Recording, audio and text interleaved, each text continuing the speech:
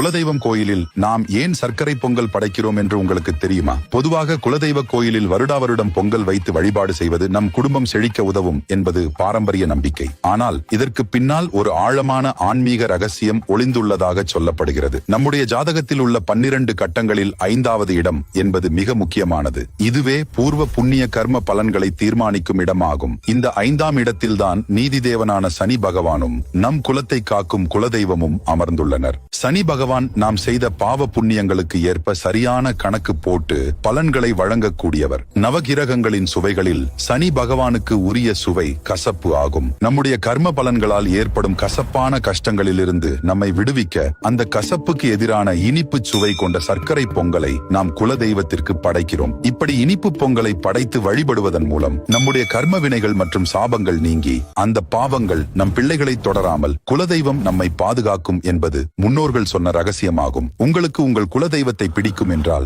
ஓம் சக்தி என்று கமெண்ட் செய்து நமது சேனலை ஒரு சப்ஸ்கிரைப் செய்து கொள்ளுங்கள். Download ShareChat.